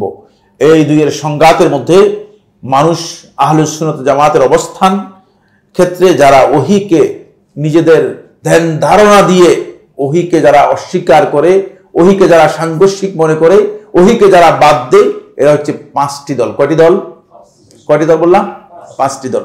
তাহলে আসি একদল একদল করে আসি। প্রথম দল, তাহলে 5 দল লোক যারা সালাফদের মানহাজ থেকে বিচ্যুত।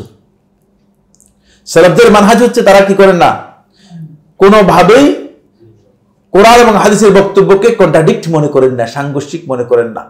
কোরআন এবং হাদিসের বক্তব্যই তাদের আগে, আকল বিবেচনা এগুলো দিয়ে তারা এটাকে মূল্যায়ন করেন না, সাংঘর্ষিকও মনে করেন না। কিন্তু 5 দল লোক যারা সালাফদের মানহাজ থেকে বিচ্যুত, এই 5 দল লোকের পরিচয়। প্রথম তাইফাতুন, প্রথম দল হচ্ছে আরাদাতহু বিউকুলিহিম ফিল খাবারিয়াত, যারা নিজেদের আকল দিয়ে খবরের বিষয়গুলোকে, যেগুলো রাসূল সাল্লাল্লাহু আলাইহি ওয়াসাল্লাম খবর দিয়েছেন, এগুলোকে অস্বীকার করেছে, নিজেদের আকল দিয়ে অস্বীকার করেছে। রাসূলুল্লাহ সাল্লাল্লাহু আলাইহি ওয়াসাল্লাম কবরের মধ্যে আযাব হবে বলেছেন, বলেছেন কি বলেন নাই? এখন তারা আকল দিয়ে বলছে, ভাই চোখের সামনে লোকটাকে দাফন করে আসলো, আমরা দেখলাম, এরপরে 3 দিন 4 দিন পরে গেলাম দেখলাম, এরপর 6 দিন পরে গেলাম দেখলাম, এরপরে 1 মাস পরে গেলাম, 1 বছর পরে গেলাম, তারপরে 2-3 বছর পরে দেখি যে খুলে দেখি যে একেবারে মাটি চাটি হয়ে মিশে গেছে। আযাবটা হলো কখন? কখন আযাবটা হলো? তাদের যুক্তি দেখছেন? তারা বলতেছে কখন আযাবটা হলো? চোখের সামনে দেখলাম যে, সেখানে বসে থাকেও দেখছি যে কই আযাব তো হইতে দেখি না। তা আপনি বলতেছেন আযাব হবে, কবর আযাব? রাসূলুল্লাহ সাল্লাল্লাহু আলাইহি ওয়াসাল্লাম যা খবর দিয়েছেন খবরিয়াতের ব্যাপারে, আল্লাহ রাসূল সাল্লাল্লাহু আলাইহি ওয়াসাল্লামের বক্তব্যগুলোকে তারা আকল দিয়ে অস্বীকার করেছে, এগুলোকে বলেছে এগুলো না আকলের সাথে সাংঘর্ষিক। সুতরাং এখানে আকলকে অগ্রাধিকার দেব। বাংলাদেশে এখন এটার খুব প্রভাব। কিছু সংখ্যক লোক কোরআনের কথা বলে, কোরআন স্টাডির কথা বলে, তারা বলতেছে যে আকল দিয়ে কোরআন এবং হাদিসকে ওজন করা হবে। নাউযুবিল্লাহি মিন যালিক। আকল দিয়ে যেটা গ্রহণযোগ্য হবে সেটা গ্রহণযোগ্য, আর আকল দিয়ে যেটা গ্রহণযোগ্য হবে না সেটা বাতিল। আকল দিয়ে আপনি জান্নাতকে স্বীকার করতে পারবেন না? কারণ হাদিসের মধ্যে এসেছে যে সর্বশেষ, খুব ভালো করে খেয়াল করি, সর্বশেষ যে ব্যক্তি জাহান্নাম থেকে এসে জান্নাতে প্রবেশ করবে তাকে এই যে পৃথিবী দেখা যাচ্ছে, এই পৃথিবী এর 10 গুণ পরিমাণ, এই 10 গুণ সমান হচ্ছে মঙ্গল গ্রহ, মানে মঙ্গল গ্রহের পরিমাণ, এই 10 গুণের সমান কি মঙ্গল গ্রহ, মঙ্গল গ্রহ পরিমাণ এতটুকু তাকে কি দেওয়া হবে, তাকে জান্নাত দেওয়া হবে।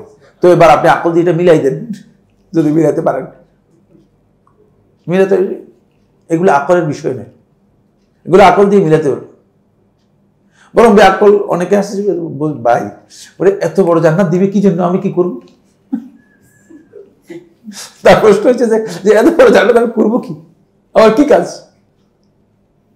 মানে জাহালাতের একটা পর্যায়ে আছে, মানে আকল দিয়ে সে মানে এটাকে অস্বীকার করার জন্য, এটাকে বাদ দেওয়ার জন্য আকল দিয়ে সে এমন এক প্রশ্ন উত্থাপন করতেছে যে প্রশ্ন দিয়ে মানে নিজের বেওকুফি আরো প্রমাণিত হচ্ছে, আরো বেওকুফি প্রমাণিত হচ্ছে। কারণ এই বেওকুফ গাধা কিছুদিন আগে মায়ের পেটের মধ্যে ছিল, ঠিক না? মায়ের পেটে চেয়ে পৃথিবীর মানে আপনি ইয়ে করেন তো, পৃথিবীর কত রেশিওটা দেখেন তো, কত রেশিওতে বড়। তুই জাহেল যে বুঝতো কি, তারপর তো পৃথিবীর মধ্যে তুমি মিয়া হন্যে হয়ে পাগলের মতো ঘুরতেছো, আরো চাই আরো চাই আরো চাই, ঠিক না?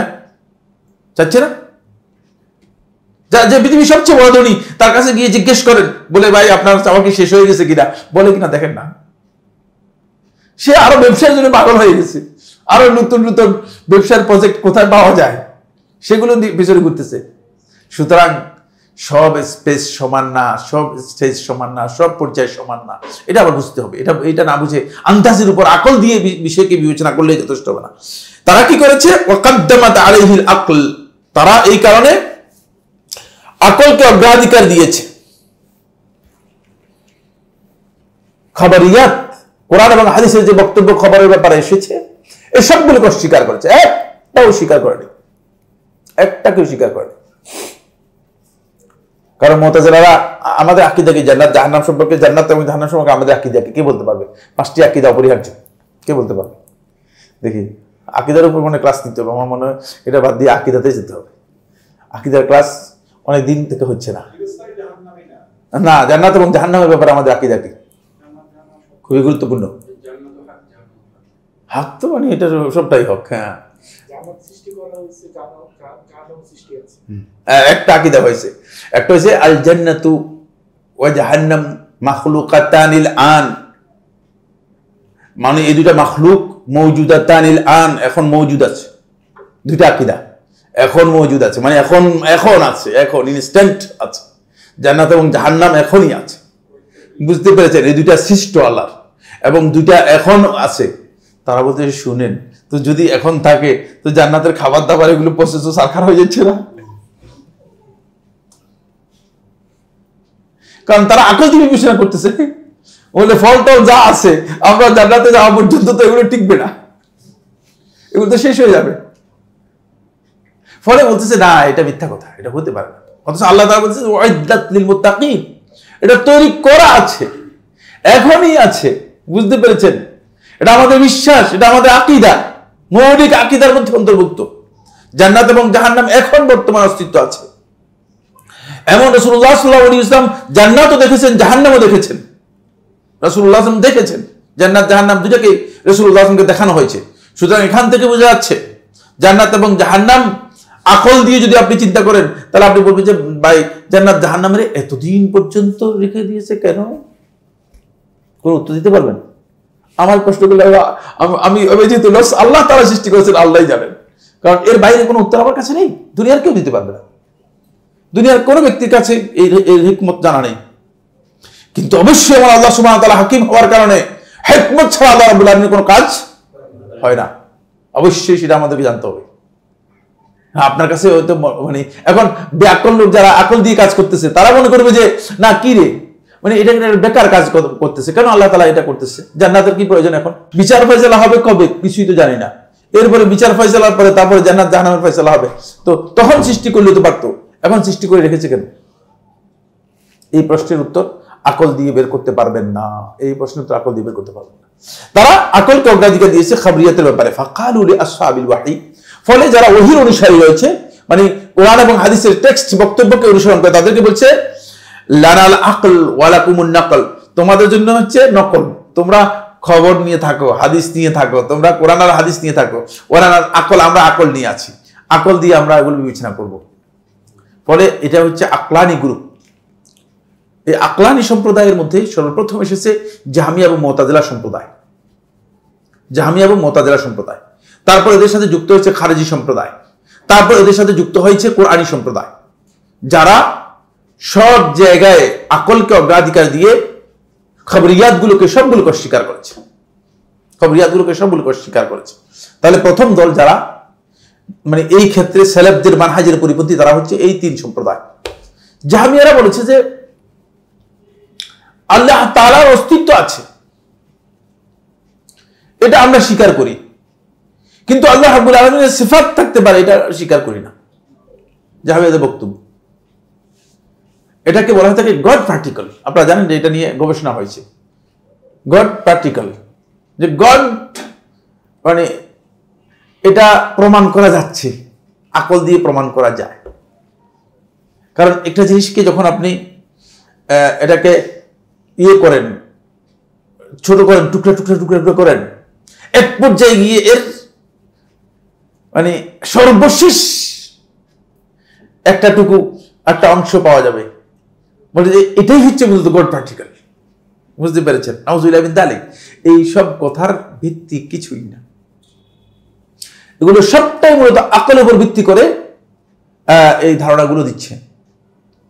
এবং এই ধারণার উপর ভিত্তি করে তাদের বক্তব্য হচ্ছে যে এই যে পুরা পৃথিবীটা পুরাটাই মূলত এটাই হচ্ছে গড। নাউযুবিল্লাহি মিন যালিক। তো এই হোল ইউনিভার্স পুরোটা কি তারা বলতেছে গড, এটা গডেরই মূলত এটাকে বলা মানে এক্সটেনশন। বুঝতে পেরেছেন? তো এটাকে যদি আপনি এক পর্যায়ে গিয়ে এই পাওয়ারটা ওই পারমাণবিক পাওয়ারের মতো, যে মূল পাওয়ারটা হচ্ছে পারমাণবিক পাওয়ার, যেটা একেবারে পার্টিকেলের শেষ অংশ, এটা হচ্ছে আল্লাহ।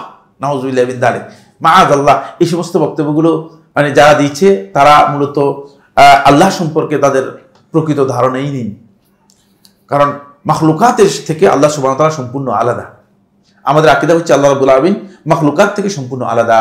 মাখলুকাতকে আল্লাহ রাব্বুল আলামিনের সাথে তুলনা করার, সাদৃশ্য করার কোনো বিধান নেই, কারণ আল্লাহ তাআলা মাখলুকাতের কোনো কিছুর সাথে আল্লাহর কোনো সাদৃশ্য নেই। দুই নম্বর দল, প্রথম দল আলোচনা করলাম। দ্বিতীয় দল হচ্ছে তাইফাতুন আরাদাতহু বিআরাইহিম ওয়া কিয়াসাতিহিম, তারা নিজেদের মন গড়া বক্তব্য এবং কিয়াস দিয়ে কি করেছে, তারা এটার মানে বিরোধিতা করেছে, এটার বিপক্ষে গিয়েছে, নিজেদের মন গড়া বক্তব্য দিয়ে এর বিপক্ষে গিয়েছে, কিয়াস দিয়ে বিপক্ষে গিয়েছে। কিয়াসের উপর নির্ভর করে বলতেছে যে নিজেদের মন গড়া বক্তব্য দিয়ে এটার বিপক্ষে গিয়েছে।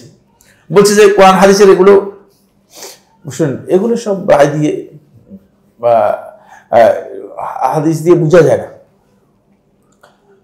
হয়তো একটা প্রেক্ষাপটে রাসূল সাল্লাল্লাহু আলাইহি ওয়াসাল্লাম বলছেন আর কি।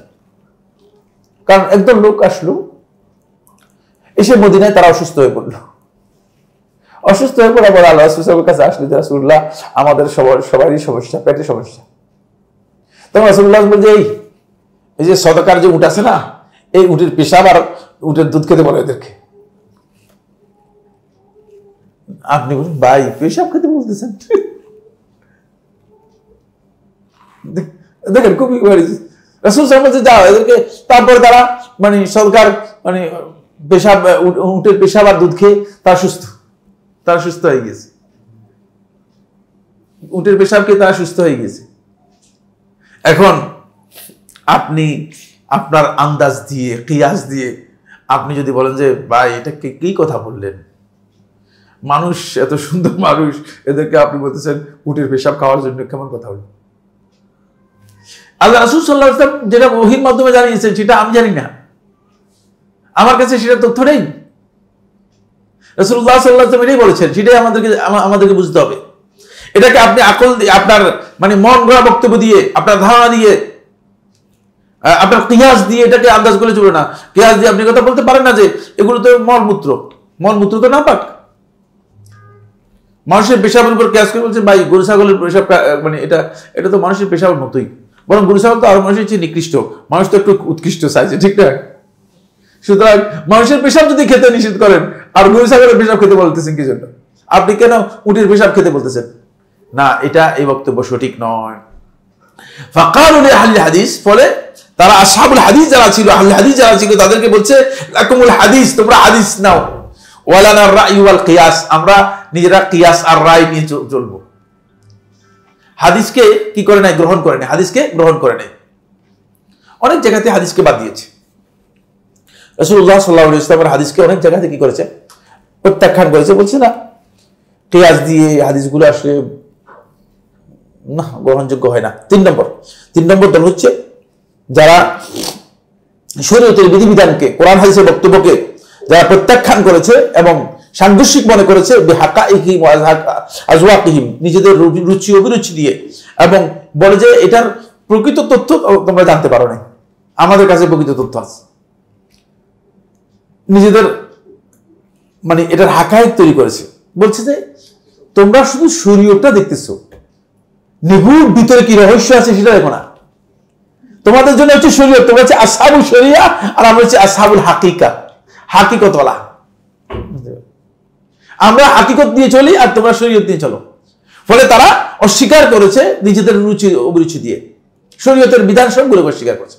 এমনকি সালাতকেও তারা অস্বীকার করেছে, বলছে সালাত তো তোমাকে আসলে কিছু মানে কয়েকদিনের জন্য একটা প্রশিক্ষণ দেওয়া হচ্ছে, যখন তুমি এই প্রশিক্ষণ কমপ্লিট করবা তখন তোমার সালাত আর দরকার হবে না।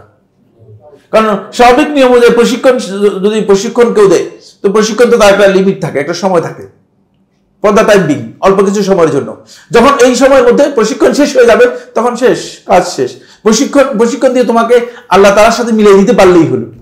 তো আল্লাহর সাথে যখন মিলে যাবে, হাকিকতে যখন পৌঁছে যাবে, তখন আর এই সমস্ত শরীয়তের কোনো দরকার নেই, এই শরীয়ত বাতিল। ফলে এই দল লোক সুফিবাদী, এই সুফিরা, বাতিলি সম্প্রদায়, ইসমাইলি সম্প্রদায়, জাফরিয়া সম্প্রদায় এবং সুফিরা, ওরা তো সুফিয়া সবাই কি করেছে? সবাই এই কোরআন এবং হাদিসের বক্তব্যকে নিজেদের জীবন থেকে বাদ দিয়ে দিয়েছে। এগুলোকে বলেছে এগুলো ইসলাম, আমাদের মূল অভিরুচির সাথে, রুচি অভিরুচির সাথে এগুলোর মিল নেই, এগুলো ঠিক না, এগুলো ঠিক না। এই ভারতবর্ষের সবচেয়ে শ্রেষ্ঠ, সবার কাছে গ্রহণযোগ্য একজন আলেম, আপনারা জানেন নাম কি বলতে পারবেন? না, আসলে থানভী না, আসলে সবার কাছে গ্রহণযোগ্য। হ্যাঁ হ্যাঁ হ্যাঁ, না না না, পুরাতন্ত্রের বলতে তকি উসমানী না, না না, শাহ ওয়ালিউল্লাহ দেহলভী রহমতুল্লাহ আলাইহি, শাহ ওয়ালিউল্লাহ দেহলভী রহমতুল্লাহ আলাইহি, তিনি তাকে আহলে হাদিস যারা আছেন, আমাদের এই দেশে যারা আহলে হাদিস আছেন, তারাও তাকে নিজেদের ভাগে টানার জন্য চেষ্টা করেন, আহলে হাদিস বানানোর জন্য। বা যেহেতু আহলে হাদিসদের মিয়া নজির আহমদ রাহিমাহুল্লাহ তাআলা, তিনি অনেক বড় মুহাদ্দিস ছিলেন। তিনি শাহ ইসহাকের ছাত্র ছিলেন, শাহ ওলিউল্লাহ ছাত্র ইসহাক, শাহ ইসহাক রহমতুল্লাহ আলাইহি, তার ছাত্র ছিলেন মিয়া নজির আহমদ রাহিমাহুল্লাহ তাআলা, যিনি মানে অনেক বড় মুহাদ্দিসদের মধ্যে একজন ছিলেন, অনেক বড় মুহাদ্দিসদের মধ্যে একজন ছিলেন। তারপরে মানে দেওবন্দি ঘরানা আরেক যারা আছে তারাও তাকে টানে, এদিকে টানে, বুঝতে পেরেছেন কিনা? সকল ঘরানার, কওমি, সরকারি, দরকারি, বেদরকারি, তরকারি যা আছে সবাই বলতেন না শাহ ওলিউল্লাহ রহমতুল্লাহ আলাইহিকে জানে। তিনি আসলে তিনি অনেক বড় জ্ঞানী ছিলেন, কোনো সন্দেহ নেই। তার লিখনীগুলো আমি সবগুলো কম বেশি যতটুকু আমার সম্ভব হয়েছে পড়েছি। খুবই জ্ঞানী ছিলেন, মানে জ্ঞানের দিক থেকে সর্বোচ্চ ছিলেন। আমার ওই জায়গায় বক্তব্য না, আমার জায়গার আসল বক্তব্য হচ্ছে ওই জায়গায় যে শাহ ওলিউল্লাহ রহমতুল্লাহের মতো ব্যক্তিও তিনি ফয়জুল হারামাইনের মধ্যে এমন কথা লিখেছেন, এমন বক্তব্য দিয়েছেন যেটা শরীয়তের নুসুসের সাথে একেবারেই সাংঘর্ষিক, একেবারেই সাংঘর্ষিক।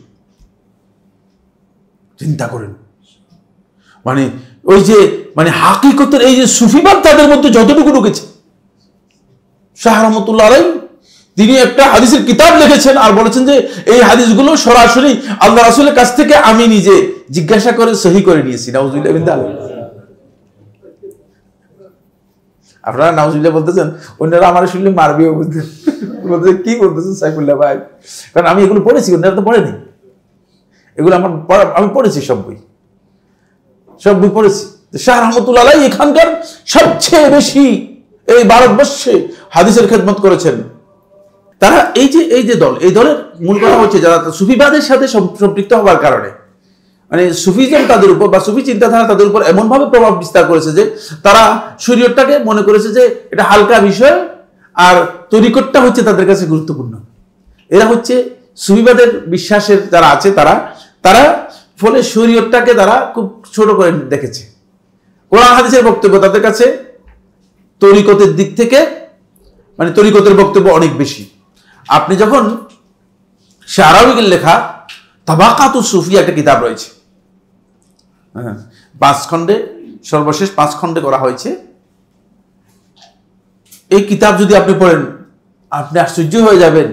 বলছে যে আমার শেখ রহমতুল্লাহ আলাইহি, তিনি আল্লাহর রহমত যে তিনি প্রতিদিন এত কেজি মদ খেতেন আর এতজনের সাথে জেরা করতেন। যদি কেউ পড়েন তিনি বলবেন ইন্না লিল্লাহি ওয়া ইন্না ইলাইহি রাজিউন। আর ওই শেখ না, তিনি হচ্ছেন শেখ সুফিয়া। নাউজুবিল্লাহি মিন যালিক। মানে তাবাকাতুস সুফিয়া আপনি পড়েন, মানে এর যদি একজন বা দুইজনের জীবনী পড়েন, তারপরে আপনি বলবেন যে সুফিরা যে ইসলামকে কত বিকৃত করে দিয়েছে। কারণ শরীয়তটা তাদের কাছে কি হয়ে গেছে, সম্পূর্ণ বাতিল হয়ে গিয়েছে। এখন গাঞ্জা খাচ্ছে যারা মাজারে, এরা এবং অবৈধ অপকর্ম মাজারগুলোতে যথেষ্ট, এটাকে কি বলা হয়, তাকে অনাচার, অবিচার, খারাপ কাজ হচ্ছে, অশ্লীলতা হচ্ছে। এই সবগুলোর পেছনে মূলত ওই সুফিদের এই একই জিনিস কাজ করতেছে। শরীয়তটা তাদের কাছে কোনো ব্যাপারই না। তারা মনে করে থাকে আমরা এমন পর্যায়ে পৌঁছে গিয়েছি, বলছে ভাই শরীয়ত নিয়ে আপনি থাকেন, আপনি 4 নম্বর দল। এরা হচ্ছে আরেক দল। এদের ধারণা হচ্ছে যে এরা বলছে যে আমরা দুনিয়ার ক্ষমতা, সিয়াসত, রাজনীতি, তারপরে দুনিয়া পরিচালনা করার এই সামর্থ্য, এটা আমাদের কাজ। এটা তোমরা শরীয়ত নিয়ে চিন্তা করো, তোমরা ইসলাম নিয়ে চিন্তা করো, তোমরা তালাকের মাসালা নিয়ে চিন্তা করো। এটা নজরুল ইসলাম আপনারা জানেন, হিন্দু ছিল না, মুসলিমও ছিল না। মুসলিম ছিল কিনা? না। হিন্দু ছিল কিনা? তাও না। বুঝতে পেরেছেন? আপনারা রাগ করতেছেন আমার বক্তব্যে? আমি তার বইগুলো সবগুলো পড়ে এই কথা বলতেছি। সে হিন্দুও ছিল না, মুসলিমও ছিল না। মুসলিম ছিল না, কোনো সন্দেহ নেই। বুঝতে পেরেছেন কিনা? বলছে যে তোমরা কিতাবগুলো খুলে বউ তালাকের কি করো, ফতোয়া খোঁজো। তোমাদের কাজ হচ্ছে বউ তালাকের ফতোয়া খোঁজার জন্য।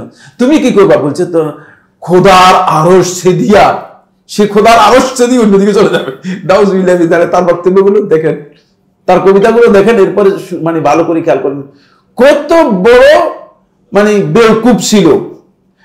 এর কারণ হচ্ছে একটাই, সেটা হচ্ছে যে ইসলাম সম্পর্কে সামান্যতম নলেজ তার ছিল না, অথবা ইসলাম থেকে তাকে মানুষ কি করেছে, মিসগাইড করে রেখেছে, ইসলাম থেকে মিসগাইড করে রেখেছে। সর্বশেষ একজন আলেমের সাথে সাক্ষাৎ ঘটেছিল মৃত্যুর অল্প কিছুদিন আগে, মৃত্যুর মনে হয় 1 বছর বা 2 বছর আগে। তখন তিনি বলছেন যে শুনো, তুমি সারা জিন্দেগি তো অনেক কবিতা, অনেক কিছু লিখছো, তুমি কিছু গজল লিখে যাও। তখন কিছু গজল লিখেছে, বুঝতে পেরেছেন কিনা? সেই গজলগুলো এখন বর্তমানে চলে, এগুলো চলতেছে, বুঝতে পেরেছেন? সেগুলোর মধ্যে কিছু কথা আছে, কিছু বাতিলও আছে, কিছু হক আছে, মিশ্রিত কথা আছে। যাই হোক, যেহেতু হক বাতিল বুঝতো না, হক বাতিল বুঝার সেই বিষয় তার ছিল না।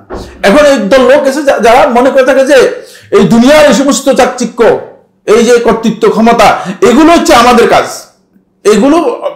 এগুলো দিয়ে শরীয়ত নিয়ে তো তালাকের মাসালা, এই মাসালা, সেই মাসালা, আপনারা এগুলো আর কতদিন আপনি হুজুর মাসালা শিখাবেন মানুষদেরকে?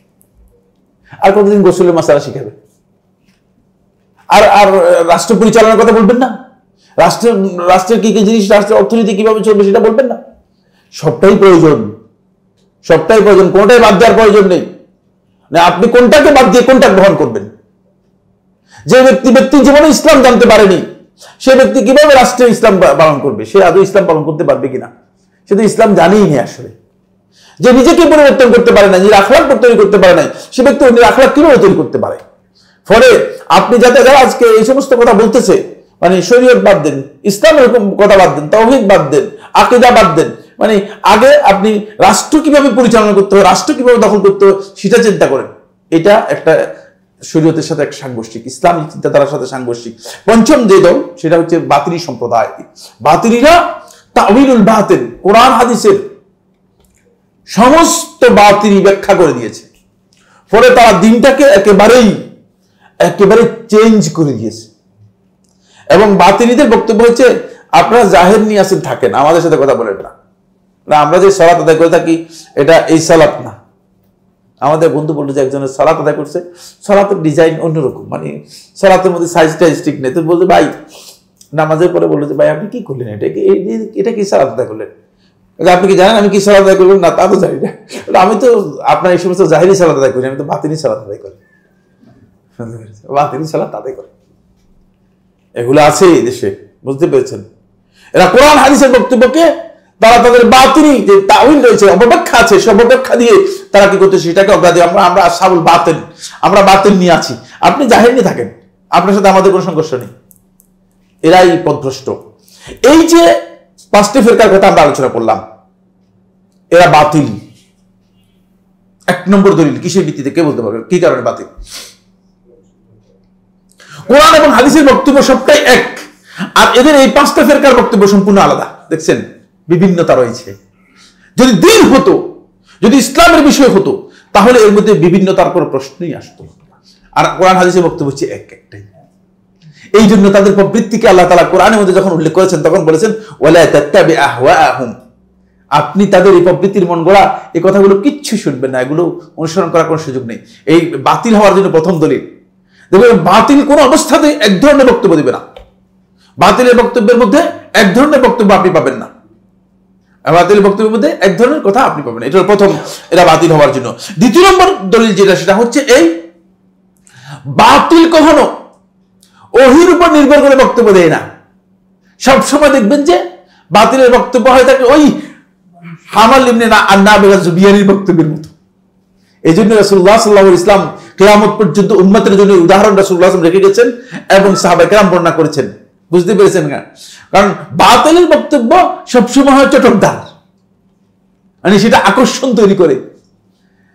ফলে সেই জায়গায় গিয়ে যখন বাতিলের বক্তব্য দেখবেন, আপনার কাছে মনে হয় কথা তো যুক্তিসঙ্গতই, তো আপনার কাছে মনে হবে না আসলে তো এর কথার মধ্যে যুক্তি আছে। আর আপনি বলতেছেন ভাই আপনার কথার মধ্যে তেমন যুক্তি দেখি না কোরআন হাদিসের মধ্যে। কারণ আপনার কাছে যুক্তি এই জন্য মনে হবে না যেহেতু কোরআন হাদিসের বিষয়গুলো আপনার বিবেকের যুক্তি দিয়ে আসে নাই, সেগুলো আল্লাহ রাব্বুল আলামিনের হিকমত থেকে এসেছে। বুঝতে পেরেছেন কিনা? দুইয়ের মধ্যে পার্থক্য রয়েছে। এই জন্য আপনি দেখবেন যে বাতিলের বক্তব্যের মধ্যে মানুষের প্রবৃত্তির যেই দিকগুলো আছে সেগুলো আপনি মনোরঞ্জন পাবেন, আপনি যুক্তির সেখানে খোরাক পাবেন। কিন্তু কোরআন হাদিসের বক্তব্যের মধ্যে আপনি ওহির বক্তব্য পাবেন, সেখানে হতে পারে যে সেটা আপনার মন গড়া বক্তব্যের ধারে কাছেও নাও থাকতে পারে, আপনার মন গড়া বক্তব্যের কাছেও হতে পারে। আর একটি বিষয় গুরুত্বপূর্ণ, সেটা হচ্ছে এই কোরআন হাদিসের বিষয়গুলো আসলে আকলে পরিপন্থী নয়। এই বিষয়ের উপর শেখুল ইসলাম ইবনে তাইমিয়া একটি কিতাব লিখেছেন। এটা আপনার হয়তো মানে বাংলায় না থাকার কারণে আমার সবচেয়ে বড় সমস্যা হয়ে এই জায়গায়। দরউ দাউদিল আকলি ওয়া নকল, 8 খণ্ডে লেখা।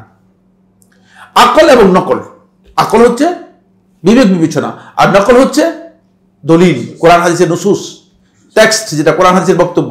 কোরআন হাদিসের বক্তব্য এবং আকল বিবেক বিবেচনা, এই দুইয়ের মধ্যে সাংঘর্ষিকতা কিভাবে নিরসন করা হয়েছে এই বিষয়ে শেখুল ইসলাম ইবনে তাইমিয়া রাহমাতুল্লাহ 8 খণ্ডে লেখা কিতাব। এই কিতাবের মধ্যে বিস্তারিত শেখুল ইসলাম রাহমাতুল্লাহ এই বিষয়ে আলোচনা করেছেন। কিন্তু দুর্ভাগ্যের বিষয় হচ্ছে যে আমরা তো ওই কিতাবগুলো থেকে দূরে থাকার কারণে আমরা এগুলোকে আমাদের আয়ত্তের মধ্যে আনতেছি না। কোনো অবস্থাতেই যদি আকল কালো সলিম হয়, আকল কালো সুস্থ হয়, কারণ পাগলের আকল দিয়ে তো দিক বিবেচনা করা যায় না, আকলটা কি হতে হবে? সুস্থ হতে হবে। যদি কোনো ব্যক্তির আকল শুদ্ধ হয়ে থাকে তাহলে কিয়ামত পর্যন্ত কোরআন হাদিসের বক্তব্য আকলের বিপরীত হবে না। এটা জেনে নেবেন, এটা হচ্ছে মূলনীতি। হয়তো আমি বুঝতে পারিনি, কিন্তু আরেকজন বুঝতে পেরেছে। সব কথা আমার বুঝতে হবে এটা বাধ্যতামূলক নয়, কারণ সবার মাথার মধ্যে জ্ঞানও সমান নয়, মেধাও সমান নয়, বুদ্ধিও সমান নয়। এগুলো আল্লাহ তাআলা বিভিন্ন রকম দিয়েছেন। সুতরাং যে বিষয় আমি বুঝতে পারি নাই, সেটা আমি বুঝতে না পারার কারণে এটা বলতে পারি না যে এই বিষয় গ্রহণযোগ্যই না, এ কথা বলার অবকাশ নেই। হাযা সুবহানাকা আল্লাহুম্মা ওয়া বিহামদিকা আশহাদু আল্লা ইলাহা ইল্লা আনতা আস্তাগফিরুকা ওয়া আতুবু ইলাইক। আসসালামু আলাইকুম ওয়া রাহমাতুল্লাহি ওয়া বারাকাতুহু।